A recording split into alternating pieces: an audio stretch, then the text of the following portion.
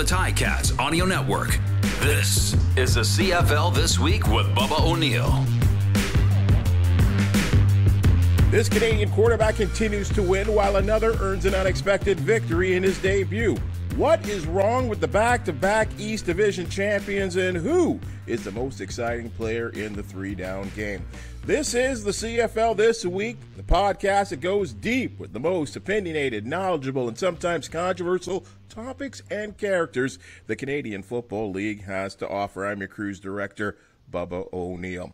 This week, I have two co-hosts. He produces content for Sportsnet and CFL.ca at the highest level. Say hello, Donnovan Bennett. Hey, thanks for having me. Hey, thanks for joining us. Following an off-season free agent move from Regina to Winnipeg, he is the voice of the Blue Bombers, Derek Taylor. Thanks for joining us, Derek. I'm very happy to. I keep following winning teams, right? I think my winning record is like Bo Levi Mitchell-like. My broadcaster wins are through the roof. Hey guys, let's get going. Bubba, he's so expensive they couldn't afford Andrew Harris after he got there. It's all right though. He was the younger product apparently. Let's get right to business, guys. Hey, you pay for quality. You guys know you pay for quality. Elks quarterback Trey Ford is a winner in his first start on the road versus the Hamilton Tiger Cats. Donnovan, what did you like about his game? What needs to improve? Well, I like that he won, ultimately, right? That's fair or unfair. That's how we judge quarterbacks.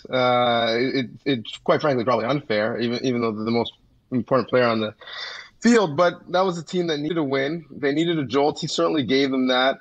He obviously created some history being the first U Sports or CIS or CIAU, depending on how old you are, QB, to win in the regular season since I believe Greg Barber in '85, first black, U Sports quarterback to ever win in the CFL. What I liked is, although he's youthful, like he might as well be Warren Moon in that, like he's an old soul. Doesn't get bothered. It's very steady, easy. And think about it. We talk about the transition from U Sports to the CFL. This is a kid who had never played on national television. Never. And the biggest crowd he would have played in front of was like homecoming at Queens, homecoming at Western, homecoming at Guelph, 10, 12,000. His first start in the CFL, Canada Day at Tim Hortons Field on TSN, with the panel on site. And it wasn't too big for him. I mean, what can he improve? The offense wasn't great. He better hug everybody on that defense for essentially setting them up and keeping them in the football game. The question is always going to be, about him as a passer, even though he did thread the needle nicely, for score. But you saw the athleticism plays right away. Outrunning angles. Simone Lawrence, one of the best defenders in the league, left him really. And so the fact that he was calm and nothing was too big for him, especially when they were down, I think is a real good sign. Derek, 15 out of 26, 159 through the air, a touchdown, an interception. Ran the ball 6 times for 61 yards, including his longest being 14. I mean, not spectacular numbers, but winning numbers in his case for a rookie.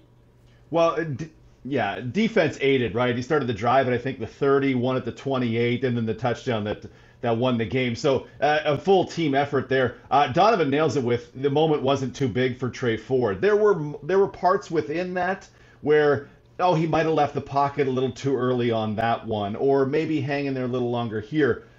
This is a guy in his essentially his second game and first start, so that stuff is totally within line of what I would expect. His running is incredible. I saw it in the preseason, and he's leaving longtime professional athletes behind with these runs. So they're fantastic. What's he got to improve? It was a lot of short area stuff, right? It was 2 yards behind the line of scrimmage. It was 1 yard past the line of scrimmage that got 15 yards after the catch.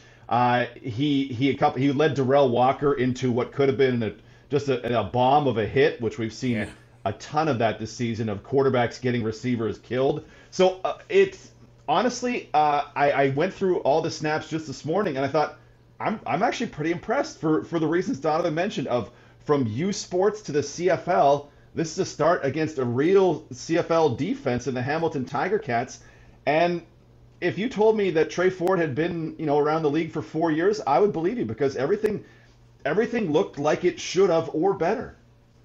The crazy thing was, I mean, unless Chris Jones, and we know Chris Jones is a kind of guy that does things his way, not the way anyone else does it, the release of the news of him being a starter, now Trey may have known, but the fact that came out so late, nobody expected this. I mean, yes, the team was winless, but in week 4, just like that, Donnovan, I think that was a shock to many in the league. I didn't expect him to get into the game week 1. Some people didn't expect him to make the team. So all of this was unexpected. And, Chris Jones, he doesn't care where you're from. You can be from Mars. Can you play? Can you help me or not? And that goes for both sides of the ball. I'm somewhat, though, still have questions on how this works. Because I think of CFL football, we're talking about 300 to 500 through the air. I don't think at his best he's going to get there. So what's the formula that this can be successful? I talked to a coach on the weekend. He said this is the formula because when you look at it and you rewatch the tape, DT, they haven't even really put in a lot of design runs for him yet, right? So when that comes, that's another threat. The formula is, can you throw for 200? Can you rush for 50 to 80? Can you tie the backside down with your legs so now we can rush with Wilder for 100 to 120? And can you not turn the ball over? And can our defense keep us in games? And Chris Jones' defense, they like to end it quick. Either you're scoring or we're scoring. One thing's happening fast. So can our defense and our special teams put us in a position to succeed? That's the formula. I don't know if that plays for 3 months. I don't know if you can continue to live on such small margins, but evidently, Chris Jones is not afraid of gambling, and that's where they are right now. But I just don't know if you can do that week in, week out and hope that can be successful. This is not the NFL where you have 3 downs, and you can do that with Lamar Jackson. This is just 3-down football. So I'm fascinated to see it and wondering what you guys think if it continue to work. Well, it's been going well for Nathan Rourke so far, right? That short area stuff with the run threat. BC was able to scheme receivers wide open in the couple of games for Rourke so far. We'll see what happens as he gets tougher tests along the way. I think you're right. Like you can't. It's been said, we want to just move the ball down the field. We want to nickel and dime and take what they give us. But at some point, you have to take from the defense, right? You have to be able to. There was threading the needle to Lawler on the touchdown pass, going right to left in that game. You need to go and take 20 and 30-yard chunks. You can't just rely on this.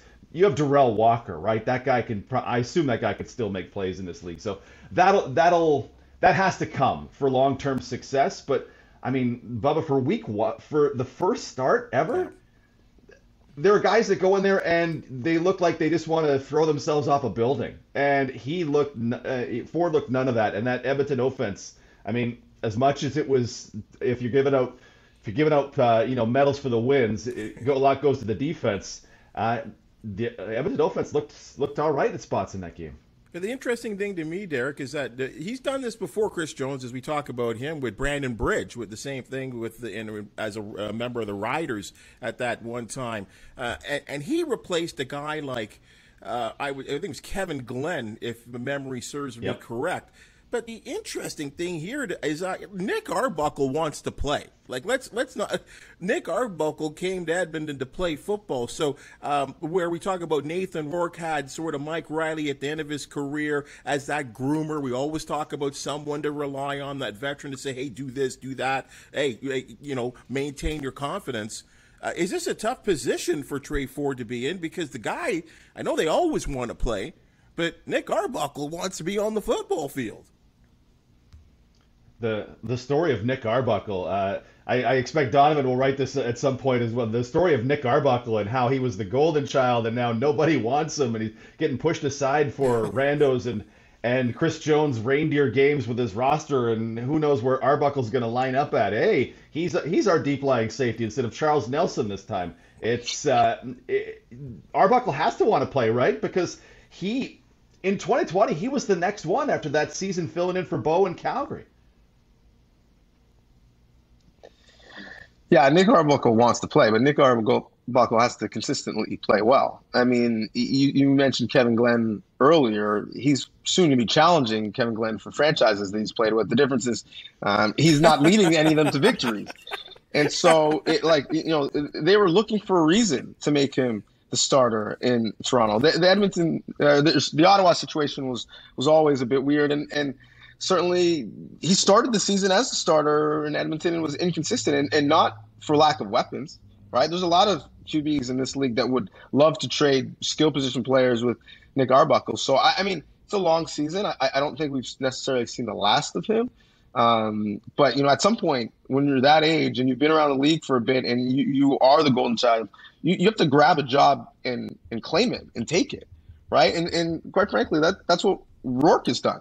He's left no doubt, because I think we could have had a real conversation of, should Michael O'Connor actually be the guy in BC over Nathan Rourke? And Rourke has left no doubt, like, no, this is my job, this is my team. Put the billboards up. And that's what we expected for Arbuckle in multiple scenarios, and it just hasn't happened yet. Well, let's talk about Rourke. Maybe Hamilton, Bubba. Sorry, let's talk about Rourke. I mean, I didn't think he played his best this week, but he won again, threw a couple of picks. We're starting to hear some, I don't know if this is just talk or idle talk, that this guy's got NFL opportunities, Derek. I mean, is this realistic, or are we jumping the gun here? I think it's realistic, seeing what we've seen so far. Rourke, again, has been, I think I had his depth of target in that first start at a little over 3 yards downfield per target. And you go, okay, I want to see some more of that. So that second game, he early on threw that corner route to the outside, just a perfect ball. And then he threw one late that had Donnovan just screaming and how great a throw that was. And you go, okay, more of those. We love that. This is good. We've got some of those on film as well in times that we need it. What will he do next weekend against the Winnipeg Blue Bombers defense? Okay, let's get a look at that. What will he do when it's the Calgary Stampeders defense? Or, what will he do in some of these other matchups? I was going to say Toronto's defense, but Toronto's defense didn't particularly show up for that affair. I think it's Rourke's a big enough body. He moves real well. He can run the ball, designed run, whatever kind of run you like. And if this throwing thing is for real, the one he's shown in little flashes where you can attack down the field, I think he's absolutely, this is a guy who will potentially get signing money to go to the NFL. Donnovan, 23 out of 31. High completion percentage for another week. 359 through the air, 2 touchdowns, 2 interceptions. And again, we talk about Trey Ford and the mobility. This is even better. 5 rushes, 87 yards, including that. I mean, that 50-yard touchdown, we've seen quarterbacks run that before and usually get hunted down. He was pulling away from a DB. This guy's got skill. Yeah, he also outruns angles. We shouldn't be calling him sneaky athletic because he's a white quarterback. He's athletic. He's just flat out athletic. And I love how the bar is now so high. You said, didn't play that well. He's a Canadian quarterback in his first month, and he threw for 359. And all of a sudden we're like, just 359, Nathan Rourke? Listen, I think the NFL is real. Quite frankly, if we remember, and it was a while ago because, this was pre-pandemic for him, or in the height of the pandemic, he's someone who had NFL interest coming out of the MAC, a conference that has put many quarterbacks in the NFL, and they've had great success. And he tore up that conference, quite frankly. And he was someone at the time who NFL evaluators, when he went through that process, were looking at, sort of in the role of a Taysom Hill. Could do a lot of different things because he's so athletic, could play some quarterback, but could play some specials, could hand him the ball and run with it.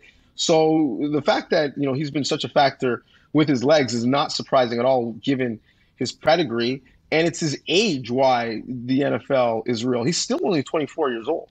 So you're talking about someone who's, been in a pro experience, in a pro environment for a couple of years, again, played, well at the NCAA level, and was expecting to, if not get drafted, at least, get some camp offers coming out of college.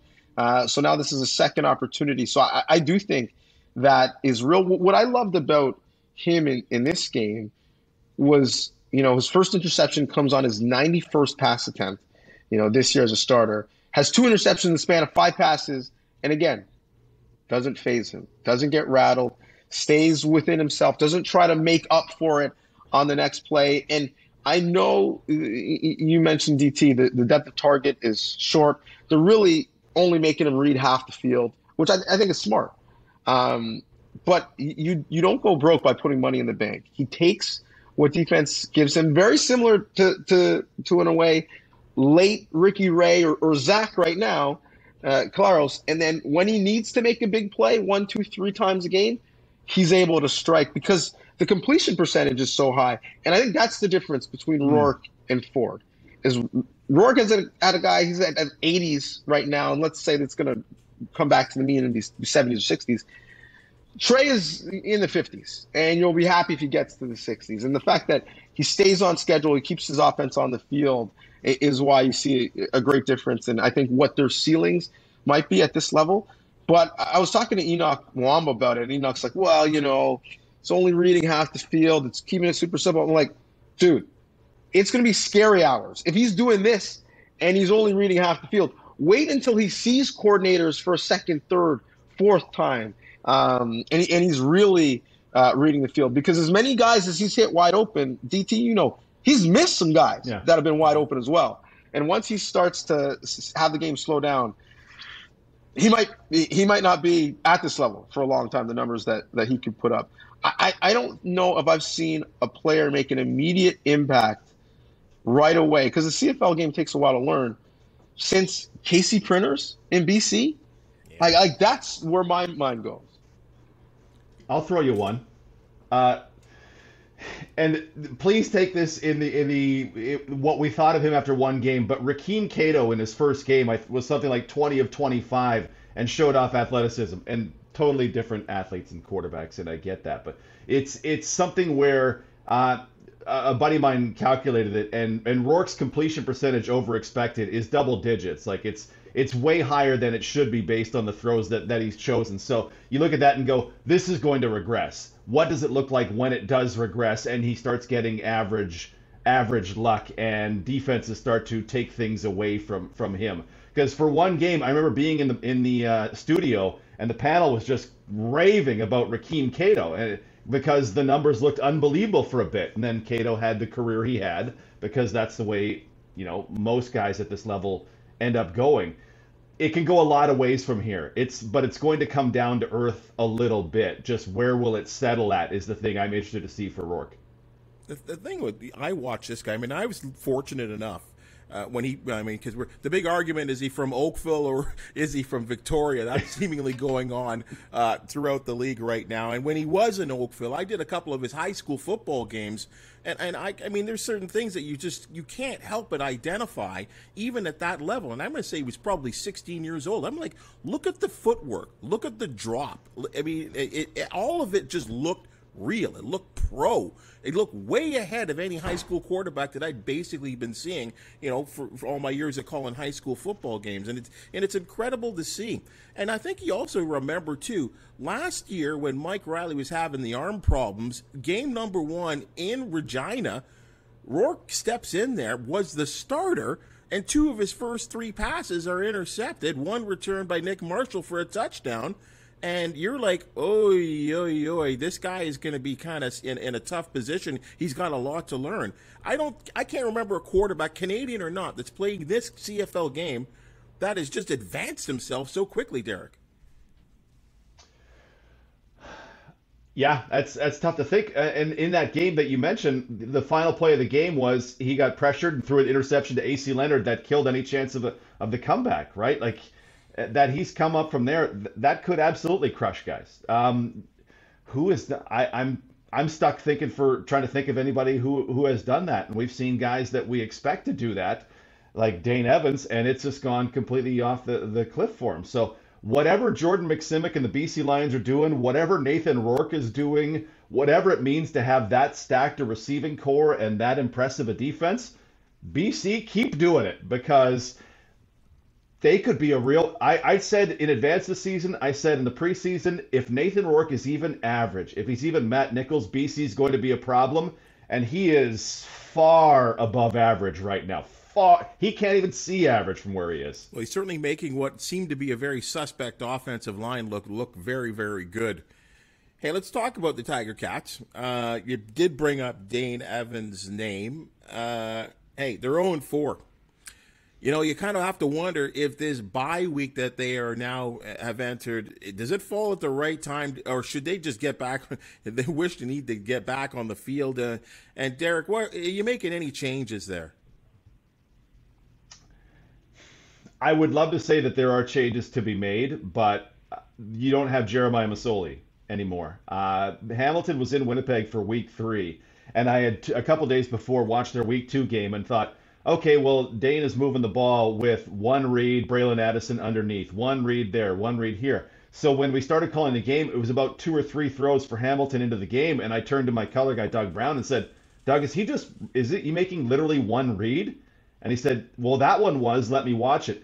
And it was just, it's frustrating as a viewer, because I kind of, it's unfair for it to be frustrating, and I get that, but it was one read and then I'm throwing it into the stands, and it's one read and I'm gonna get crushed. And some of that, sure, troubles on the offensive line, but I don't know it. I can't say Dane is broken, but I start to wonder if it's getting that way. I couldn't believe that this is a guy who rescued the team in the East Final last year. Yep. Looks like this to start the following season. Dane has done some fantastic things in this league, but my overall trepidation with him is exactly games like this. It really one. All you have is the one read, and then you're humming it into the bench. There's no other play to be made here, and you can tell by the way I'm describing this that I don't know what they know, and I don't know what Tommy Condell knows, but it just. You have to be better than that to be at the CFL level, and you have to be better than that to win football games. There wasn't a chance they were winning the game against Winnipeg. They had some bad luck in some of the other games, and Dane's interception luck has been incredibly bad, right? There are interceptions that are poor, and there are interceptions that are in no way your fault, and he has had way more than his share of interceptions that are in no way his fault. But don't forget, fumbles are also a thing. Yeah. And I don't understand what's going on in the fumble game there. Because you just have to protect the ball better than that at this level. There are so many. I'm hitting a range of things, Bubba, with my frustration over Dane Evans so far, but this is not what Hamilton signed up for. I mean, you're hitting a range of things, but these are same things that are being talked about by Tiger Cats broadcasters. Luke Tasker, being one of them, the color analyst, and he kind of agreed with you. He said, you know what, the interceptions you can kind of live with, but in terms of ball security, you can't fumble the football, and a lot of these fumbles seem to be happening. Oddly enough, at the most crucial times, and it's tough for the Tiger Cats. You've given up a 24-point lead against Calgary at home. You've given up a 10-point lead at home to the Edmonton Elks, who are they were a winless team. So I don't know what what Dane Evans has to do. You can't turn the football over. He is throwing for some big yards. 65% completion percentage is respectable. But the team that won back-to-back Eastern Conference Division champions and weren't expected to be 0-4 are 0-4. Well, evidently Dane Evans has to walk the football to his receivers and hand it to them. Because if he just throws it to them, somehow they'll find a way to tip it up into the air to a defender. I mean, listen, it's not obviously the start they wanted. 0-4, as you mentioned. First time they started 0-4 since they started 0-8 in 2017. And Ticats fans will know that season didn't end well. I think that year cost Zach Caleros' job as the quarterback, and Ken Austin got promoted to some scripted position. The assistant to the general manager of president, otherwise June Jones came in. Yeah, I think we're seeing a couple things. One, I think some of it's just bad luck, where these turnovers are happening in bunches, and then Dane, is starting to press, feeling, right, this is my team now. I'm the guy. I have to get us out of this, and it all snowballs from there. But I think we're also seeing a bit of the talent drain. They've lost, skill position players in division. And when you are the team in the division for a while, people come for your players, your coaches, your executives. So I think that's part of it. I think the only saving grace is the fact that The East is so bad. As we record this now, the West is 10-1 versus the East, and so Hamilton has to, like by definition, play somebody in the East, and someone's got to get a win. So if it's me and I'm a competitor, I don't want to buy. I want to get back on the field. I don't want to sit with this for a couple of weeks. But luckily, there's only one other East team playing, this week, so they can't get that far behind anybody else in the division. But yeah, they're not good enough anymore to continue to turn the ball over the way they have. But if we take a step back and look at the landscape of the division, they're 0-4, and I'd argue they may have played the best. Like when you think of who has won the most quarters or played the best in the most quarters, the Argos have put together like 2 good quarters. Montreal maybe 4 or 5. Ottawa has put together some, but they haven't won any games. Like Hamilton has led late in games, and found ways every week to lose games. That's certainly what everyone's kind of going through right now. Let me talk a little technical thing about the game and what the Tiger Cats seem to be going through. Simone Lawrence, I believe, had 6 tackles in the loss.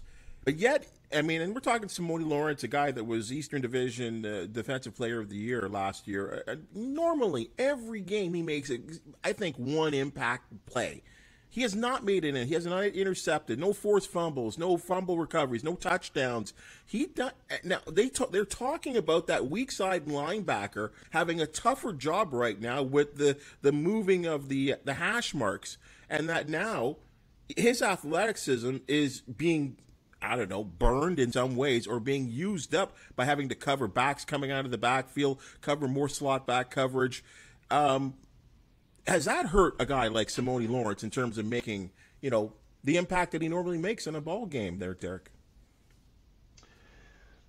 I'd be surprised if that's the case. I was looking at some numbers last night, and teams are using the field side fractionally more league-wide, but it's not a significant difference, right? The numbers out to the far side, instead of 11.5% of attempts, it's 12.5% of attempts. So at least fractionally, it's a little more, but nothing yet to make a difference. I just think opportunities kind of have to be there. And this, when I think of, I don't really remember Simone in the game against Winnipeg. Honestly, I remember Javon Santos-Knox. I remember the halfbacks getting toasted. I don't remember too much from the front. There's a lot of guys I would point to on that Hamilton defense as, I would like you to play better if I'm the head coach in Hamilton, because that defense should be a strength, but right from the middle with Micah and Dylan Wynn and a revitalized Ted Laurent, right, through Santos Knox, through Tunde Adeleke, who was dropping the hammer on dudes in that Calgary game repeatedly. There's a lot to go around, and Simone, who for me was the player of the year on defense last year, I wouldn't for me put too much on him. You talk about Micah Johnson. I don't think he has a tackle. I don't think he has recorded a tackle so far this season. Man, Donnovan, this is we talk about the offense and the struggles that the Ticats are going through. Maybe there's a point to be made about the defense that they can't win them a game, we'll say. Well, DT rightly says that Simone was probably that dude on defense, but for me, if I was scheming up against this Hamilton defense over the last couple of years, the guy who put the most fear in my heart was Jagger Davis, and he's not there. He changes the line of scrimmage, takes 2, often eats up blockers, so people like Simone can run free, always making the quarterback feel uncomfortable. I think that's a big loss. And going back to the hash marks, and again, it's been a month for a bunch of teams, less than 4 games. So it's tough to say. I do think if we were in the era of the Rays and the Calvillos, when we had those veteran QBs, I think that schematically what we'd see with these close hash marks in terms of having so much room to the quote-unquote weak side that you could really run field side games on that side, having interesting 4x1s and 3x2s, and putting defense in compromising positions would be greater. I think right now we're in an era where we have a lot of young QBs who, quite frankly, are not reading all that much, and so I think some of that will come in terms of those games. But to your point, Bubba, we were already starting to trend that way. Like the Sam linebacker is essentially a DB. Like it might as well not be a linebacker, so much so that many Sams just sit in the DB rooms. We were starting to get to the point where like Wills had to do a lot of DB safety type things. And I think this might exacerbate that trend. For me, no disrespect to all my friends who are linebackers, I think the linebacker position is probably somewhat antiquated, right? If I was really investing money, it would be on DNs and DBs. But I think if you're playing in the modern day CFL, if you're a linebacker, a lot of your work comes to you. And so Simone is one of the few guys who can go get some work, but we'll see over time. I would like to see a larger sample to see if the hash marks is playing into why a guy like him isn't putting up big numbers and making impact plays. Let's kind of stick with the Tiger Cats, and their next game will be against the Ottawa Redblacks at Tim Hortons Field, where an old friend comes back, or friend turned foe, and Jeremiah Masoli leading that Redblacks team. Both teams without a win. 0-3 will be 0-3 versus 0-4. Starting to hear some rumbles around. The fans in Hamilton are always going to be up and down. We know that. I think that's in any market. But we're also hearing around the league that, and I think maybe you guys might have hinted at it, that maybe the Tiger Cats selected the wrong quarterback. If you were to start a team there, Donnovan, you got Masoli and you have Dane Evans, who would you take to be your guy? Well, for the record, I like them both. As players, as guys. I think Hamilton had the luxury of having three guys who could get you through a week in their QB room, which is somewhat unheard of outside of, I suppose, Winnipeg when they won the Cup a couple of years ago.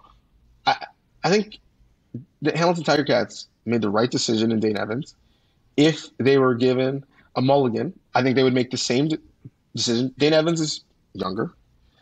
He has less of an injury history, although he has had his own unfortunate injuries. But let's not forget, Dane Evans took this team to two Grey Cups. You don't get to either Grey Cup.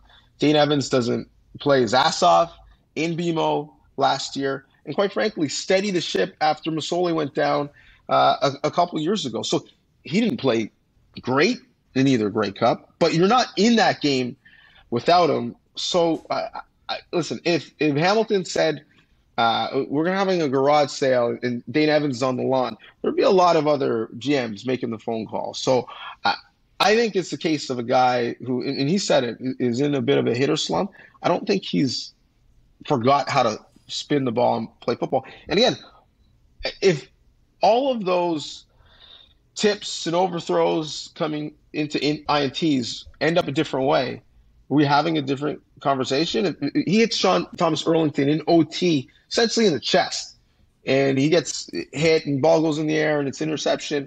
So some of it is on him, no question, but I still think he's the right guy in Hamilton. To that point, that Willie Jefferson interception in return for a touchdown, that was one of the wilder bounces I've ever seen. I don't know. I think it hit Addison in the hand and then just went about 6 feet in the air, and Big Willie Styles is going into the end zone talking trash. So real tough thing there, Derek. I mean, again, who are you taking, Masoli or Evans? I totally get why Hamilton took Evans. He's 5 years younger, and you can't compete with that. Honestly, I've just never seen it from Dane Evans, so I would have stuck with Masoli. And I think of the game against Winnipeg that the two guys have played. Masoli's played them twice, and Evans has played them once. Masoli could have won both those games. Like the Redblacks under Masoli could have won both those games if not for, in the game in Winnipeg, a drop of an 80-yard touchdown by Jalen Acklin, and then Masoli himself forgetting to kick a field goal at halftime. That was some real weird stuff going on. But they went toe-to-toe with the Bombers, and the Ticats did not really in that one. I haven't seen it from Dane, and when it gets it to be its biggest points, he rescues them in the East Final. But if he doesn't get hurt in that Grey Cup, I'm convinced in 2021 that Hamilton loses that game by 2 scores or more. Just because watching the 19 Grey Cup, my whole I had my prop bets going on that one, and my concern was, when will Dane throw in his first interception? oh, it was on his first pass of the game. Whatever it takes, the sum total of what it takes to be a top level quarterback in the CFL, I just have never seen it from Dane Evans. So if it was me and I'm putting the next 3 years of my franchise on the line, if it had to be Dane, I probably would have looked somewhere else. I probably would have tried to find someone else because I haven't seen it yet, and I've seen too much to the negative of it, or too much disproving it, that even the flashes of greatness like that East Final, they don't suck me in anymore. I see what you can do, but you don't do what you can do often enough for me to roll with you long term. I mean, in that 15. The funny thing is, though, I don't think they made this decision this offseason. They've had Dane for a while, and they've liked him and groomed him for a while. Let's not forget, he was in camp with Vern Adams Jr. and Johnny Manziel, and they moved on, and they kept Dane. So they've had in their sights, at some point, this is going to be the starter and the leader of our franchise. We just weren't sure when. And, contracts aligned and pressure aligned, and they had to make a choice. But I believe in that building, they felt that he's going to be, the next face of that franchise for a long time. So we'll see how it pans out. They just have no running game. It's a situation that's going to pan out. Yeah. What do you like about Masoli, Derek? I mean, what is it that you like about Masoli so much? Well, in the comparison, my love for Masoli has limited upside, right? Because he's the guy who got pulled from that East Final because he is prone to make weird decisions that just are incomprehensible. I'm going to flip this ball backward over my head as I'm getting sacked. Why would you ever do that? What I like about Masoli is when he's on the field and he's playing average, Masoli average or better, he's in control. The ball needs to be out in a second and a half. Okay, I can do that. I can get it out wide. I can get it to where it needs to be. Oh, I can make plays with my feet if I need to as well. There are few quarterbacks in the league who are as slippery mobile as Masoli is, even at 33. So if I'm taking a guy, and if I'm going from a raw start, like this is the 2014 Ottawa Redblacks, I need a quarterback to start my franchise. It would be Masoli in that case. If I need one to take me to a Grey Cup, in the Grey Cup final, I get one guy for one game between the two. It's going to be Masoli as well. He's far from perfect, and I had, as a fan, I am frustrated with him in certain ways, but he gives me more than I think Dane Evans does. Well, it's funny, like we forget 2019, before he gets hurt, he was playing at an MOP level. Like, I don't think there was another QB at his level before he went down. And to your point, DT, when he's right, he's just a point guard. He's in control. He's making smart decisions. Okay, if I have to do it myself, I will. But I'm just distributing, keeping everybody happy. And when he's not right, he goes from being Chris Paul to Russell Westbrook as a point guard. Yeah, guys, that's current day Russell Westbrook. Not the great triple-double Russell Westbrook, but right. This $47 million burden Russell Westbrook. Yeah, absolutely. Guys, Alouettes kick returner Chandler Worthy goes the distance for a second week in a row. Straight up, is he the most exciting player in the Canadian game right now, Donnovan? If not, who is? Listen, I think Nathan Rourke is even though he dinks and dunks, has me staying up late. So I would say he's the most exciting. But Worthy is right up there, and this is like the reverse Chad Owens, where he's showing some flashes. He's in camp with Montreal. They cut him. Toronto scoops him up. Has a great career. And Chandler Worthy, mind you, a lot of it was the end of seasons when games didn't really mean as much, or when he was lower on the depth chart, guys were hurt. But he showed flashes not only as a returner, but as a good depth receiver in Toronto. And so the fact that he was cut this year, I found somewhat puzzling. I know they've brought in a lot of receivers over the last couple of years, and they've invested in the position via the draft, but he's someone that makes plays. And so, I'm not surprised to see him, making so many explosive plays in Montreal. And it's, just another player that has left the building in Toronto that kind of scratches your head and saying, well, if only they had held on to this guy for a little bit longer. I add, Cody Fajardo to that list.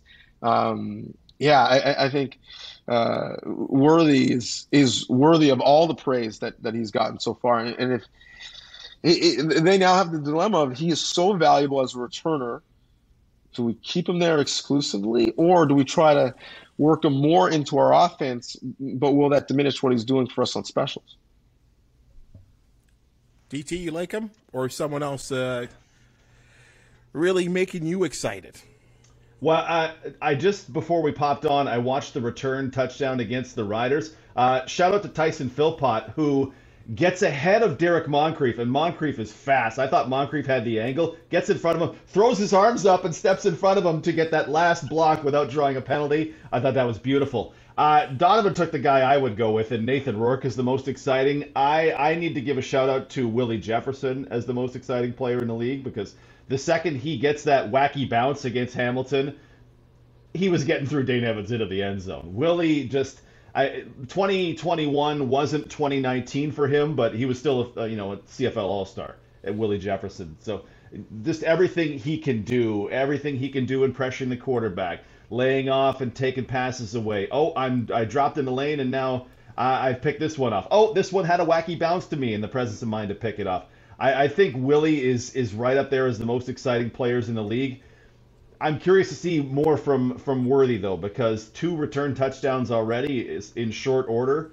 It won't be 2 every 4 weeks, but Ottawa had a lot of heat around Devontae Dedmon, who then took to the NFL.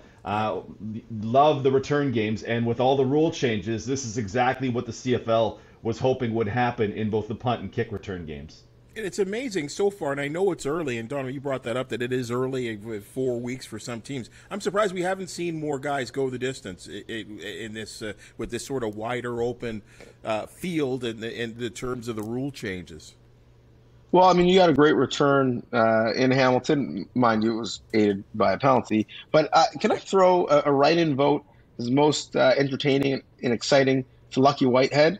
I mean, one, I don't know what you do with him in coverage. You try and give him press man, he runs by you. You lay off him, he just takes the 5-yard stop, and then as a running back after it's pitch and catch because Rourke is so accurate.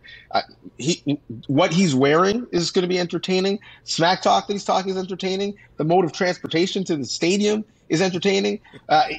He'll go to playoff games and party with the fans, and that's entertaining to watch. I love his enthusiasm. He's such a great ambassador for the sport. Yeah, Lucky Whitehead. Yeah, you on board with that? You on board with that, Derek? Oh, Lucky Whitehead is incredible. We haven't seen it this year to the extent we saw it last year, but all of a sudden the first game in 2021, he's whipping past Nick Marshall for a 75-yard touchdown, and I thought, oh, this looks different than it looked when he was a Bomber. Lucky Whitehead is a great call as well, because that's a guy, I mean, with Burnham just getting out of the hospital with broken ribs, going to need some more receiving yards from the rest of the gang, and a few 75-yarders from Lucky Whitehead would absolutely do. Burnham might have been on that list had he been healthy in terms of must-see guys on TV in this Canadian game. One last one, guys. Let me get you out on this one. I know you got a game to prepare for, Derek. We got a game here, and I know there was a holiday weekend going on. We got a game on Monday. We got a Monday football game. And I kind of said something last week that maybe annoyed some people, in the fact that why wouldn't we just spread out the calendar a little bit more?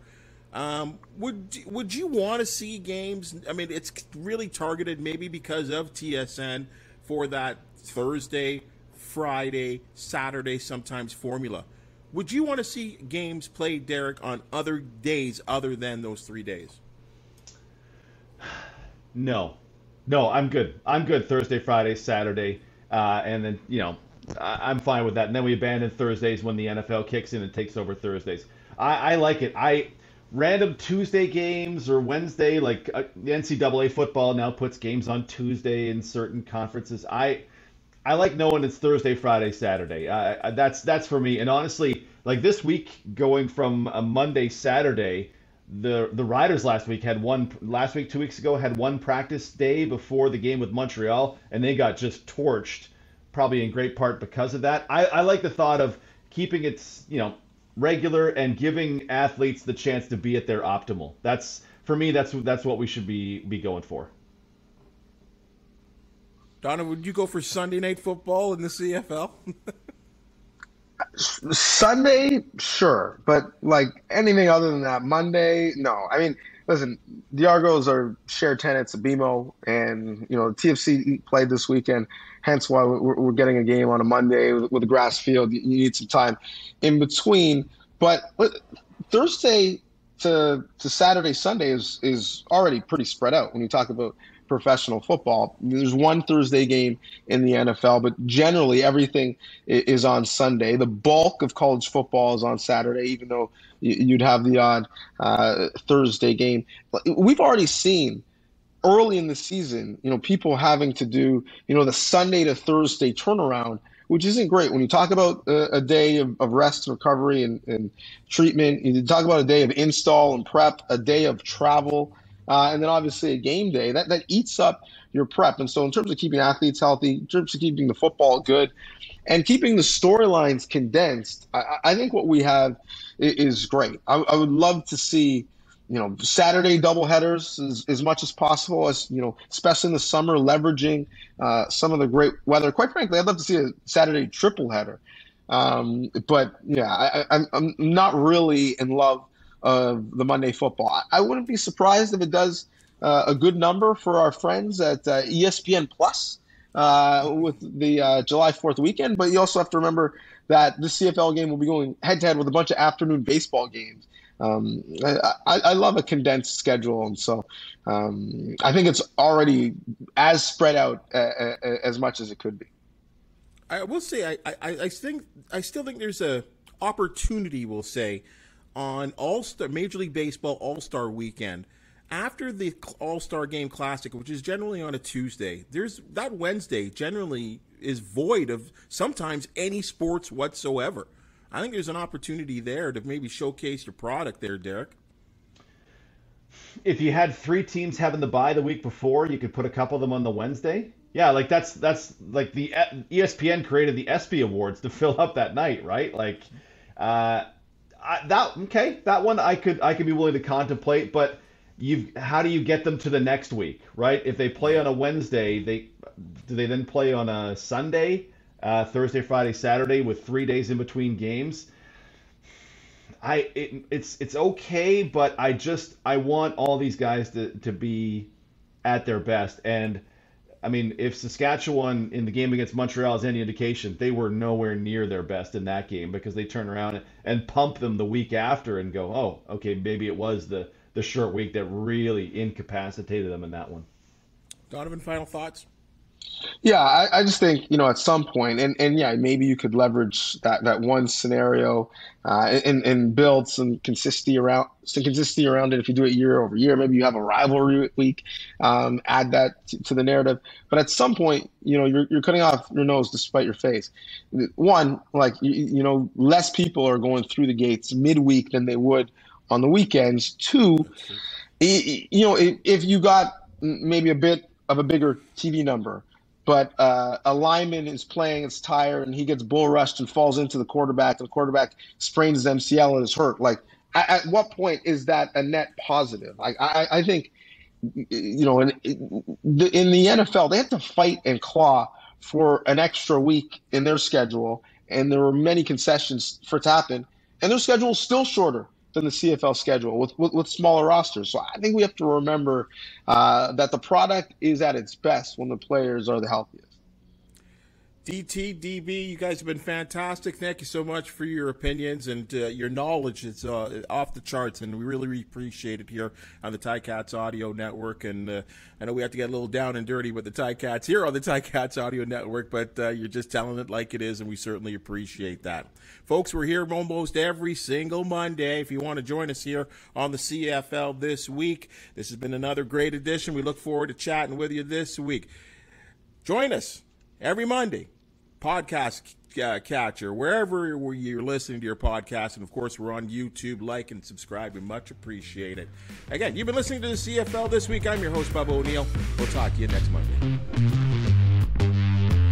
The CFL This Week with Bubba O'Neil. Subscribe, like, and get the deepest takes on Canada's game every Monday.